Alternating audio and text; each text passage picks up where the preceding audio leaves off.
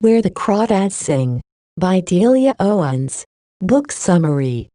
One day in 1952, 6-year-old Kaya Clark's mother walks down a lane leading from their rundown shack in the North Carolina marshlands. Kaya senses that Ma won't return, but her brother, Jody, assures Kaya that she will, claiming that mothers only abandon their children in order to survive, a reason he doesn't think pertains to Ma. However, Ma never returns, leaving Jody, Kaya, and their 3 older siblings with their violent and alcoholic father. As time passes, Kaya and Jody's siblings leave, too, and then Jody also abandons the shack. Suddenly, then, Kaya is on her own with Pa, wondering how she's going to care for herself. With this in mind, she teaches herself how to cook, slowly learning how to prepare grits and taking it upon herself to do the shopping in the nearby town of Barclay Cove. Though she dislikes going into public because the townspeople mistreat her and call her swamp trash, still, Kaya learns how to sustain herself, and she even manages to mollify Pa's anger by cooking for him. Because of this, he takes her fishing in the marsh and introduces her to Jumpin', who owns a nearby gas dock and bait shop. Jumpin' is one of the only people Kaya interacts with other than Pa, though she also has fleeting encounters in the marsh with a boy named Tate.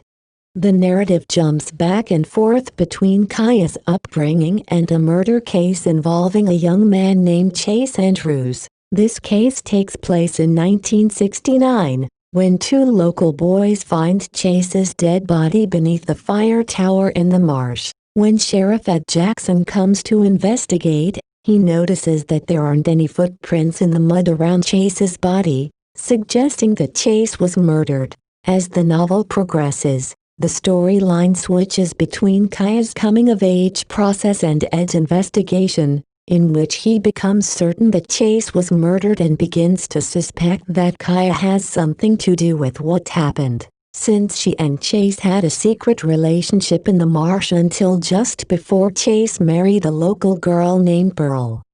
As a child, Kaya only attends school for one day, refusing to go back after being bullied by the other children who mock her and call her a swamp rat. However, despite a lack of formal education, she becomes quite self-sufficient. Kaya even starts enjoying spending time with Pa. This changes, though, when Pa receives a letter from Ma. Kaya doesn't know what the letter says because she can't read, but whatever it says enrages Pa, who burns it before going out to get drunk. This marks his return to his abusive, alcoholic ways, and it isn't long before Pa starts disappearing for long stretches of time. Then, when Kaya is 10, Pa leaves and never comes home, leaving Kaya completely on her own. To make money, Kaya starts collecting mussels and selling them to Jumpin', but because there are other fishermen who sometimes sell him mussels before her,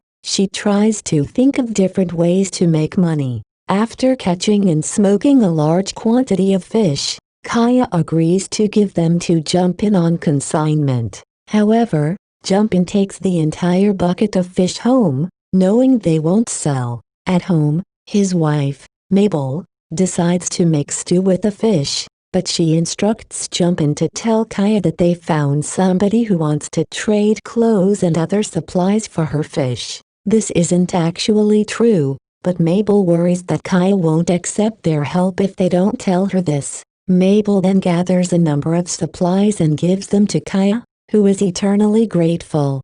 Around this time, Tate, who has taken an interest in Kaya, starts leaving rare bird feathers for her on a stump in the woods. He admires Kaya's appreciation of nature, so this is a way to connect with her. He soon leaves other presents, too, including an extra spark plug for her boat's engine and a short note. However, Kaya can't read his note, and she tells Tate this when he suddenly appears at the stump, catching her off guard before she can run away. Kindly, he suggests that he could teach her to read, and she agrees. From that point on, they spend as much time together as possible, as Tate comes to the marsh and brings as many books as he can, relishing his time with Kaya. Similarly, Kaya comes to look forward to her time with Tate, and she also loves being able to read, especially since one of the books Tate gives her is an almanac about the kind of wildlife Kaya sees in the marsh.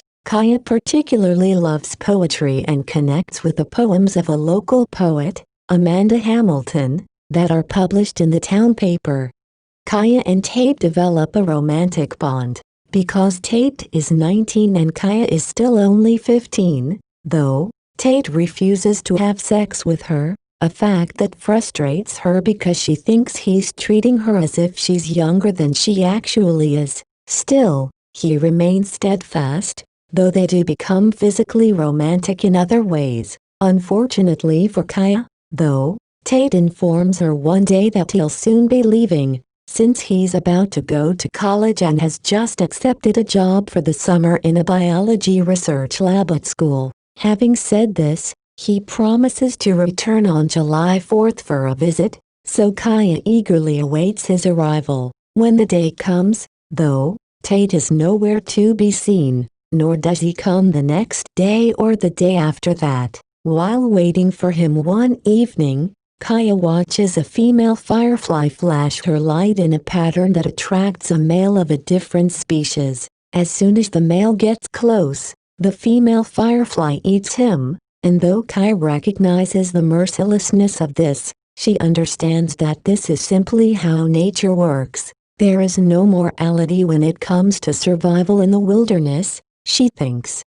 On her own once again, Kaya vows that she'll never get close to anyone again, and yet, she can't deny how lonely she feels, which is why she finds herself drawn to Chase when she spots him and his friends on the beach one day. As she watches him, he turns around and makes eye contact with her, and she can tell that he's interested in getting to know her. Several days later, Kaya sees Chase at Jump-Ins, and he invites her to go on a picnic in his boat that weekend. She agrees, and so they take his boat to a remote beach, where they go for a walk. At one point, Chase finds a shell that Kaya identifies as somewhat rare, so he gives it to her before sitting down and playing harmonica. Then, after lunch, they kiss, and suddenly Chase throws his entire body onto Kaya and tries to take off her clothes. Frantically, she tells him to stop and shifts out from underneath him,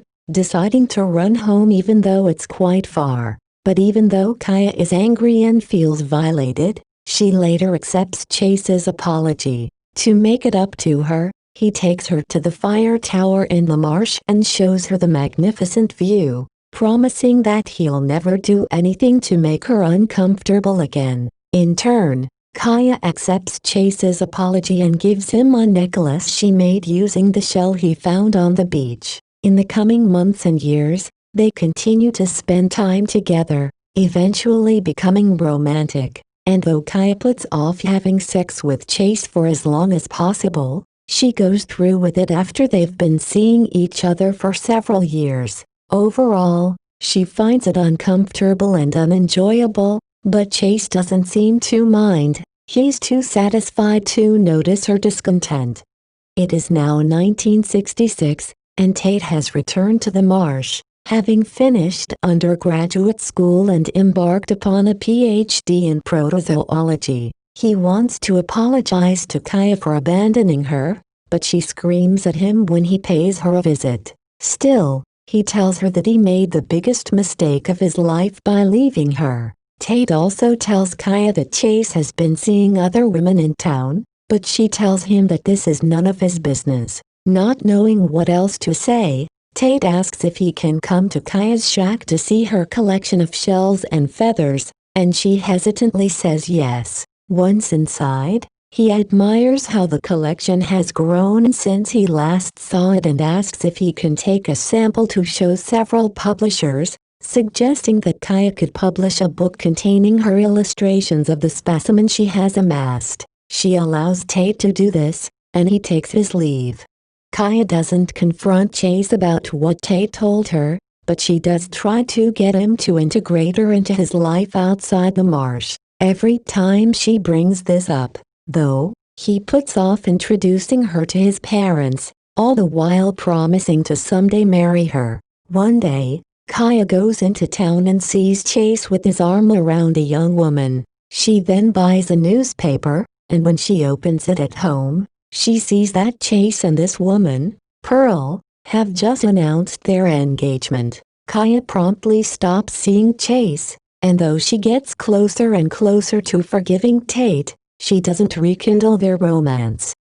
A year after Kaya breaks things off with Chase, he comes up behind her in a place called Cypress Cove. Forcing himself upon her, he tries to rape her, but she escapes by kicking him in the groin and then in the kidneys. As she runs back to her boat, she screams that she'll kill him if he tries to harm her again, something a nearby fisherman, Rodney Horn, hears her say. This factors into Kaya's trial later that year, when she stands accused of having murdered Chase. Thankfully, Kaya's lawyer, Tom Milton, is quite good at refuting the state prosecutor's allegations, primarily doing so by pointing out that the only indication that Chase was murdered is actually a lack of evidence. After all, there are no footprints, nor are there fingerprints on the fire tower, suggesting that somebody intentionally wiped them away. Throughout the trial, Eric, the state prosecutor, tries to frame Kaya as the mysterious and sinister Marsh girl, using various witnesses to present a narrative of her as emotionally unstable and dangerous. However, Tom manages to destabilize this argument by reminding the jury that Kaya isn't the fearsome creature the townspeople have made her out to be. Instead, he argues, she's just a young woman who was abandoned in the marsh as a child and has had to fend for herself in order to survive. This argument ultimately resonates with the jury, which finds Kaya not guilty of murdering Chase. In the aftermath of Kaya's trial, she returns to her shack, having been held for several months in the courthouse's jail. Throughout her trial, Tate sat behind her and gave her emotional support, as did Jody, who returned to Kaya shortly before Chase's murder and told her he recently learned that Ma, who was apparently mentally unstable when she initially abandoned her family, died in New Orleans 2 years earlier. Jody encourages Kaya to forgive Tate, seeing quite clearly that she loves him, but until now, Kaya has been too wary of letting him back into her life. Finally, though, she decides to re-establish their romantic connection. Once more, Tate apologizes for leaving her, and they move into her shack and live a happy life, as Tate works as a research biologist and Kaya publishes 7 books about the North Carolina wildlife. Then, while boating in the marsh one day, Kaya slumps over and dies at the age of 64. After Kaya's funeral, which everyone in town attends, Tate looks for her will. Under their floorboards, he finds Chase's shell necklace and a poem that Kaya secretly wrote under the pseudonym Amanda Hamilton. It's called The Firefly, and it reveals once and for all that she lured Chase to the fire tower and tricked him into falling through an open hatch.